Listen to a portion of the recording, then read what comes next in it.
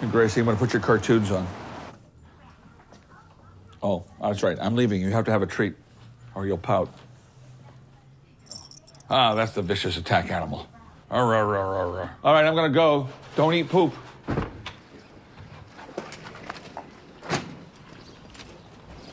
If you would have told me when I was 25 that I wouldn't be a big star by the time I was 59, I'd have killed myself. I didn't go into comedy to change the world, as a lot of people do. I really love the art of entertaining. People go into comedy thinking, I've got a lot of ideas to change the world, or I'm going to change the face of comedy. And that was never my thing. I wanted to be a part of it, and I wanted to combine a lot of different things into one act. Saturday and Sundays, I teach right here in the cellar. All right. He's very serious about whatever he tackles. He really is he's all in. Whether it's the music, what he writes, his teaching.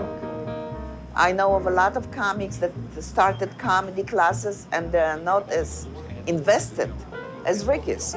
But that's his personality. He does everything with all his mighty. When I asked them if I could teach a class, they said, as long as we don't have to do anything. All right.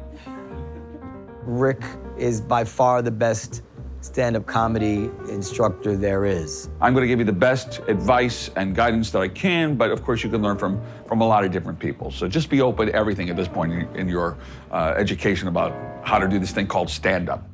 I think he's basically the only one who really treats it with the respect of a real like professor would treat a course. Stand-up, of course, is a more written medium that looks improvised, and there's room for improvisation, but that's the little illusion we're creating, is that this is all coming off the top of our head. Of course, on stage, you got to do it with that same kind of emotion, only make it sound like it just happened, and you have to do that like three or 400 times with the same material. So I always loved when he hosted because he wasn't a hostile guy.